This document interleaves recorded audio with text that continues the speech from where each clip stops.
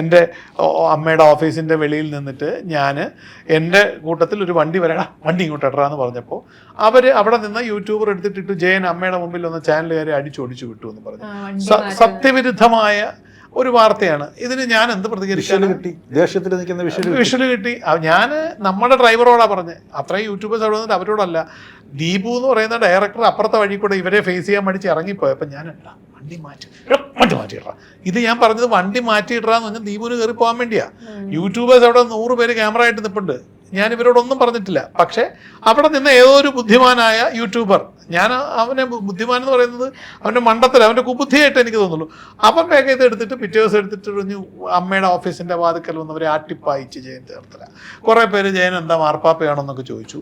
കുറേ പേര് സത്യത്തിൽ അവൻ ഈ പ്രതികരിച്ചവരെയല്ലേ വിഡ്ഢിയാക്കിയത്. സത്യത്തിൽ എന്നെ കുറ്റം പറയാൻ ആഗ്രഹം ഉള്ള ഒരുപാട് പേരുണ്ടാവും.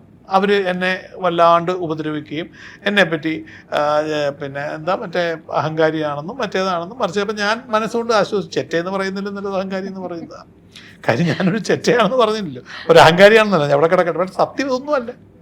അപ്പോൾ അതാണ് ഞാൻ പറഞ്ഞത്, ഇത് ഈ ചാനൽസിൻ്റെ നിങ്ങളിലുള്ള ട്രസ്റ്റ് നശിപ്പിക്കുന്നത് ഇങ്ങനെയുള്ള ആൾക്കാരാണ്. ഒത്തൻറ്റിസിറ്റി ഇല്ലാതെ ഫേക്കായിട്ട് അവൻ അന്നേരം ഇത് ഇട്ടാൽ ഒരു പണി കിട്ടും, എന്നാൽ ഒരു പണി കൊടുക്കാം, ഒപ്പം എനിക്ക് വ്യൂവേഴ്സും കിട്ടുമല്ലോ, ഇട്ടു.